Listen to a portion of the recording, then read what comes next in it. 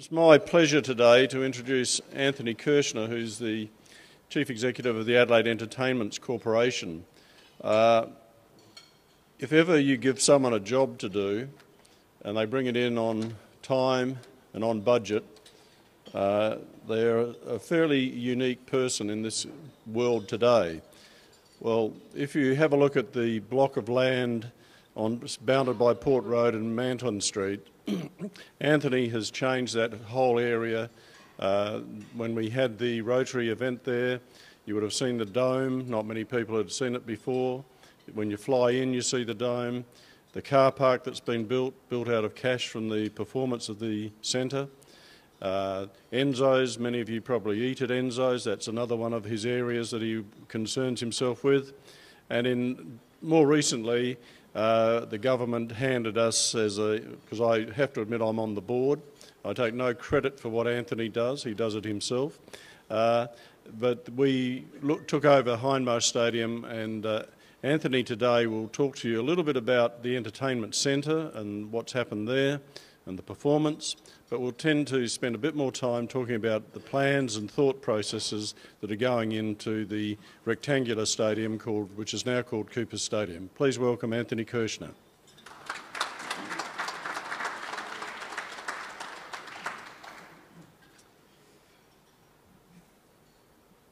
You've got me sorted there, have you?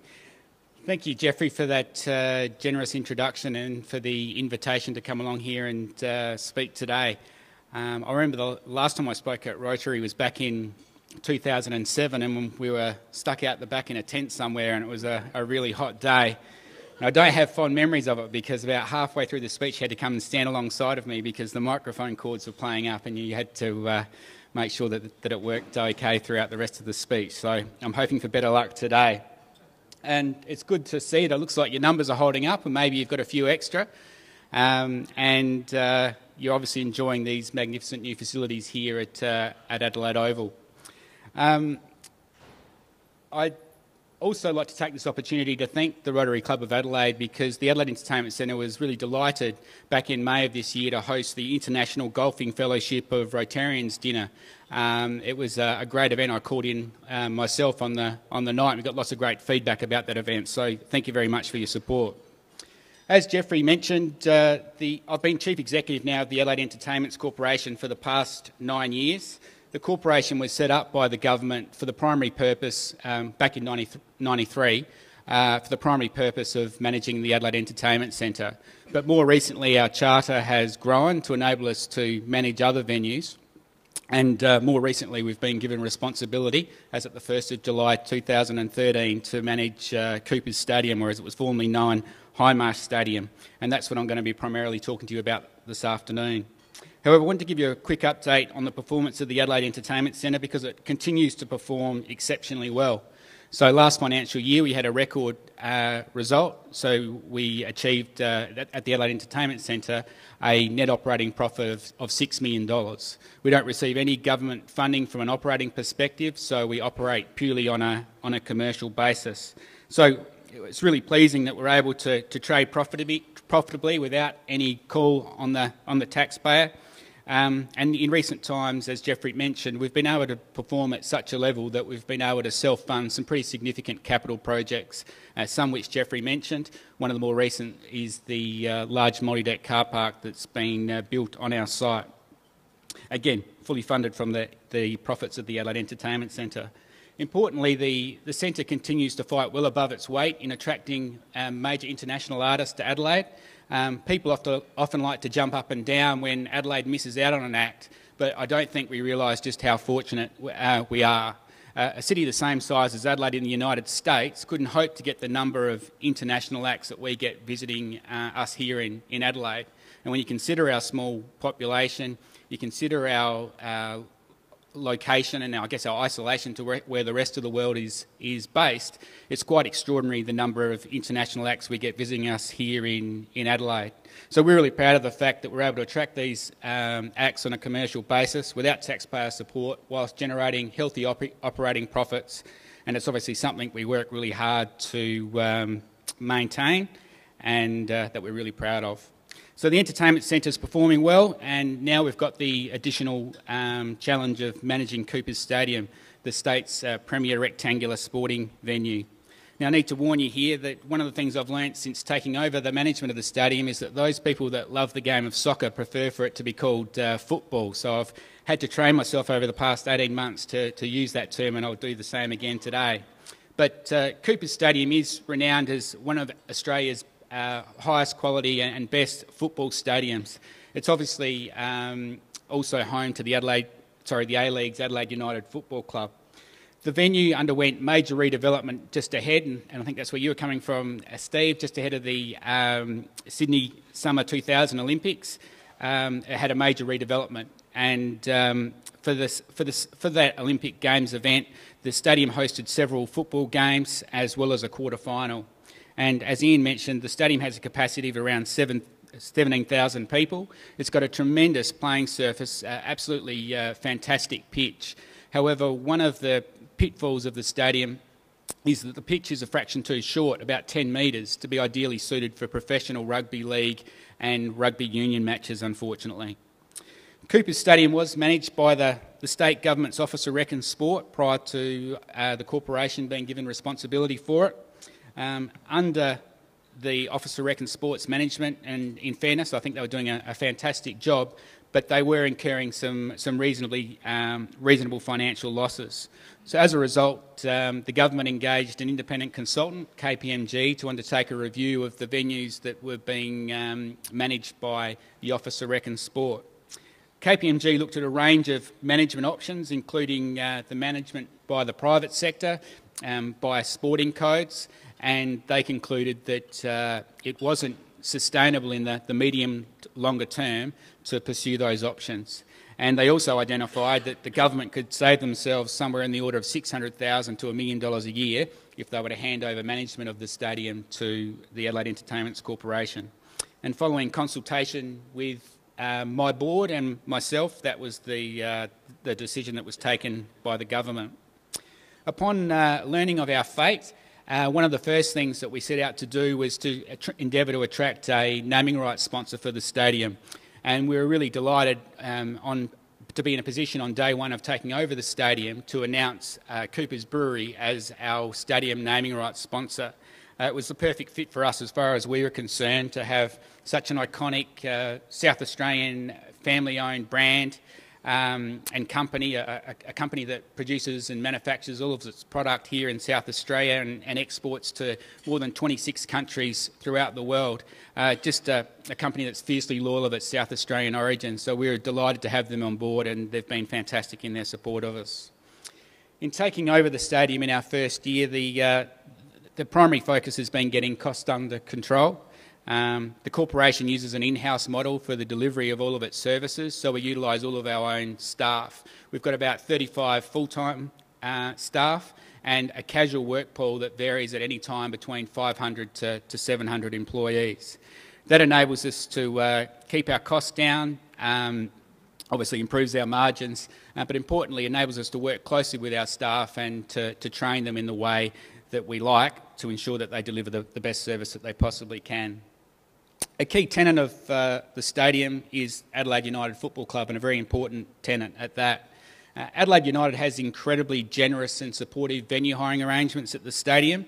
In fact, the corporation presently subsidise the costs of staging Adelaide United home games, many of their home games at least, such as the very generous nature of the venue hiring arrangements that they have at the stadium. In fact, KPMG identified that Adelaide United has the lowest cost venue hiring deal of any club in the A-League, and went on to say that they're paying approximately 50% of the cost that would be expected from a comparable A-League franchise. And I guess one of the difficulties that we've had in taking over the stadium is that the government required the corporation to keep venue rates at certain levels for the first 2 years of operation. But the good news is my board and certainly I are absolutely committed to ensuring that Adelaide United continue to have the best venue hiring deal in the country, and that it continues to be very generous and supportive. But over time there's going to have to be some movement upwards because the current arrangements aren't sustainable in the longer term. The success of the Adelaide Entertainment Centre is allowing us to invest in some major improvements at the stadium. For example, we're in the process of installing 15,000 new seats throughout the stadium. That's going to give the place a huge lift. We're actually going to be, within the seating plan, having the word AUFC in the seats, which gives it that sort of European football flavour, which I'm sure the fans will love. We've just completed the construction of a couple of new food and beverage outlets at the stadium, which will obviously improve service to patrons. And we've constructed a new lift to service the top tier of the Western Grandstand, which has been a bit of a bugbear for attendees because it's a little bit uncomfortable, and I'm sure the disabled and mobility restricted in particular will appreciate that new initiative. All of those projects that I just mentioned will be completed ahead of the upcoming A-League season, commencing in October 2014. And in addition to those projects, we're in the process of tendering to upgrade our change room facilities at Coopers Stadium. So we're doubling the size of both the home and away change room facilities, doing a complete refit of those facilities to ensure that they're maintained at a contemporary level. Again, all funded from the operating profits of the Adelaide Entertainment Centre. Going forward, we're continuing to look at opportunities to attract more sporting and other events to Coopers Stadium on a commercial basis. We've looked at the possibility of attracting a rugby league or rugby union franchise to be based here in Adelaide and at Coopers Stadium. However, our current view is that it's unlikely to be commercially viable in the short to medium term because just of the lack of the corporate support and in particular the fan base that exists for those codes at the present time. But that may change. We're also looking at the possibility of attracting a visiting interstate-based franchise to play 3 or 4 home games here in Adelaide at Coopers Stadium. And to do that, though, would cost, by way of support, a franchise would be looking for funding support in the order of $400,000 to $1 million per annum. So it's not a cheap exercise. There's the obviously the ability to attract other marquee one-off international fixtures, be it for rugby, league or union. But again, those sorts of events require significant government backing to attract and secure. And we at the Adelaide Entertainments Corporation have a particular commercial focus. We also feel, given that the government have invested so much money in this wonderful facility, that Adelaide Oval, at the present time at least, is far more likely from a political and practical perspective to secure those events. But that said, you will find and you'll hear some more noise about it over the course of the next 8 to 12 weeks. We are being successful in securing other types of events which haven't traditionally been held at Coopers Stadium, which will improve the occupancy and use of the stadium, and importantly bolster our bottom line, which we're obviously always keen to do. The question that I most often get asked since taking over the management of Coopers Stadium is what's the most significant difference between operating the entertainment centre and the stadium? And in many respects they're very similar because the core disciplines are the same. There's obviously the asset management, the event management, security, human resources, ticketing and so on. So it is very similar. At the entertainment centre we're dealing with global, very successful and powerful international entertainment companies, world-renowned artists and their management groups almost on a daily basis. Yeah, it's quite amazing how straightforward those negotiations are. You obviously enter into negotiations, you can either do a deal or you can't. You shake hands and you know at the end of it that you're going to be touching base in the near future and endeavouring to do a deal. At Coopers Stadium, most of our major tenants are locally based hirers, and with that brings a greater level of complexity because we find that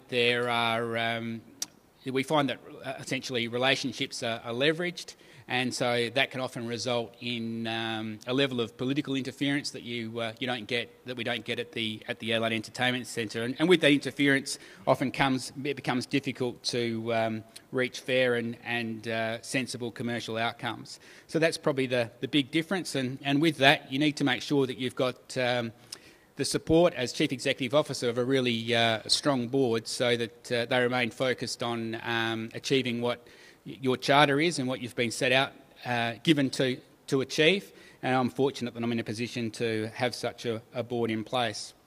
So it's been an interesting year, an interesting ride in our first year, managing Cooper's Stadium, but we've achieved everything we set out to achieve.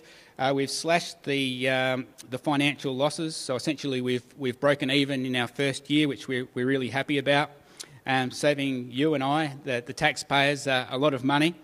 And we're in the process of embarking upon some pretty significant improvements to the stadium, which will be for the benefit of all users. And now that we understand our costs and what we're working with, we're in a position to get out there and market the stadium much more aggressively so we can further underpin the operating profitability of the stadium and bring more events and acts to Adelaide. Again, I appreciate the opportunity to come along and speak today. Thanks for listening.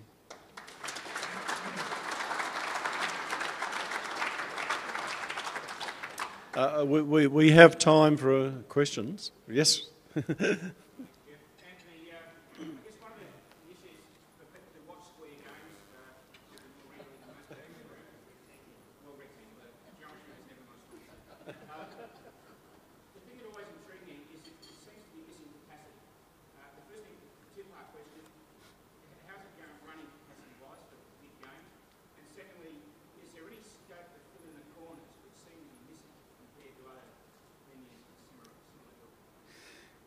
Yeah, it's a good question, Steve. The average crowd at Cooper's Stadium for an Adelaide United game over the past year was about 11,000 per match, which is was up on about 1,000 of the previous year. The games which are most popular are the Melbourne Victory game and sometimes the Sydney FC game. And you'll note the first Melbourne Victory game is being played here at Adelaide Oval, where hopefully they can get 30,000 people to. Ideally, we'd like to increase the capacity of the stadium to up to 25,000. But before anyone ventures down that path, the state government probably would need to decide if Cooper's Stadium is to be the future of rectangular sport in this state, or whether at some time in the future they're going to look at building a new stadium on a new site. Geoffrey, I think, made the point earlier about getting along and checking out Cooper's Stadium. I come from an AFL background and love my footy, and Port Power in particular. But having been to virtually every game over the past 2 years, it's really grown on me. I can't get excited by football on the telly, but the live experience at Cooper's Stadium and the product that Adelaide United put on is absolutely fantastic. And even if you only get along to 1 or 2 games, it's well worth a look. If I just add to that, one of the great things about a rectangular stadium like Cooper's is that you're close to the event. And you know, one of the great difficulties, I think as I get older, I find difficulty seeing across the other side of the stadium here. And so you end up watching on television, and a few of you might remember I had a bit of a role in the TAB, and I used to be quite surprised that everybody used to watch the horses racing on the television, not on the track. And I think on live sport, one of the great things about these rectangular stadiums is that you are actually sitting high on top of the game. You can hear the crunches, you can see and it is fantastic. AFL footy is a bit harder to experience that. So, but Anthony is also, I'm not giving too much away when I say that all the options, such as how do we increase the size, the capacity of the stadium, how do we get shadings, etc., you know, because they're open stands, all of those options he's actually run through the system, and we know at particular times when we could actually start to move forward with financial benefits for the stadium. So we could make it a great stadium.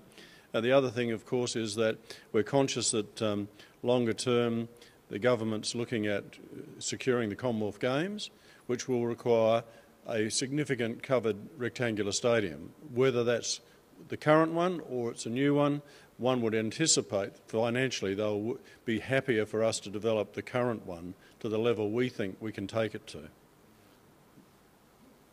Anthony, I'm on the restaurant board and I must congratulate you on your catering.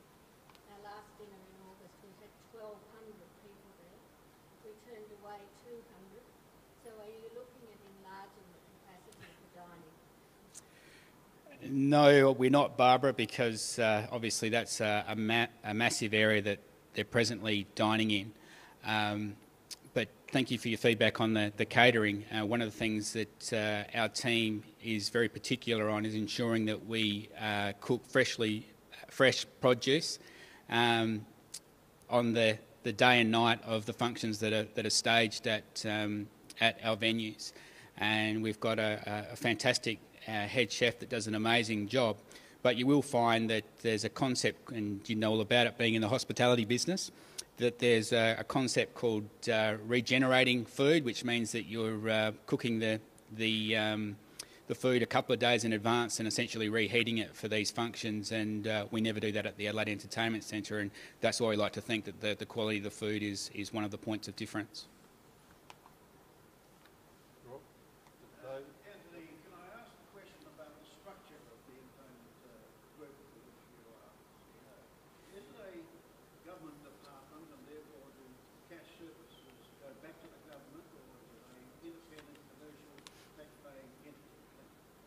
So we're owned by the government, but we're a corporation where the minister appoints the board, but we're able to, at the present time at least, providing we don't get too successful, able to retain our operating profits. And I think from the government's perspective, because it's not always the case that these types of venues are able to run without being a burden on the taxpayers, they're very pleased that we're able to run the venue at a profit and are able to maintain our repairs and maintenance and a good level of our capital expenditure without calling upon the taxpayer. And over the course of the past 7 or 8 years, we've had to do that very rarely.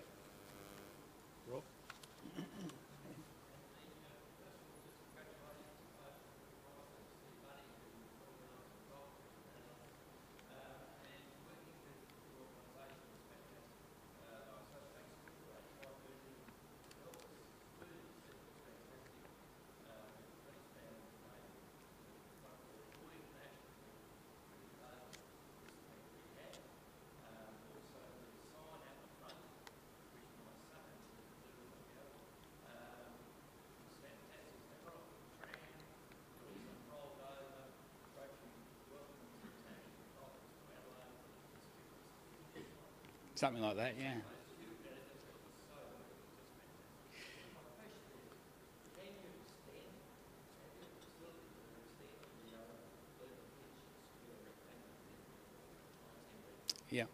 Yeah. David, I know Phil really well, and Phil, that's who you're referring to, Phil Mottram, and he's in Singapore now, is that right? Yeah. And a very talented engineer. Yes, look, there are options. What we're looking at, the possibility of doing, and again, these are just concepts at this stage. There's an option to introduce retractable seating at either end of the pitch, which would enable us to retain the intimacy of the ground for football games, but not have anything that restricts us in terms of playing professional rugby league or union matches at the stadium. So that's one of the things that at board level we're currently looking at, and it's surprisingly inexpensive to do that. President, did you want to ask a question? Rob's asked my question. Okay.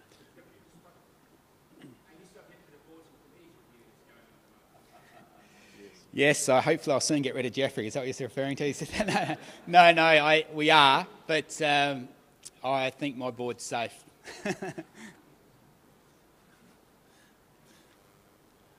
I think that philosophically what the board of the Entertainment Corporations, working with Anthony, we try to do, and it's a real joy to work for such a group, and it's a terrific board too, to be honest. I've worked on lots of boards, and the board is actually enjoyable to work with, and it's a very diverse and talented board, excluding me.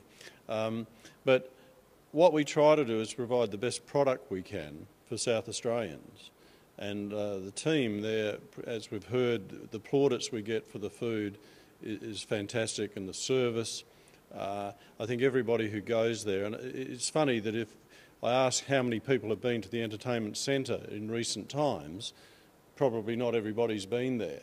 But if you do get the chance, go, because it is, you will enjoy the experience, which is what it's about. And the same thing what we're trying to do at Cooper's is to produce a stadium which is along the same lines. It's exciting to go to, you enjoy the experience because the food product you get there is good, the drink product's good, and the entertainment on the surface is good. And we were there yesterday having a board meeting, and the actual pitch looks fantastic.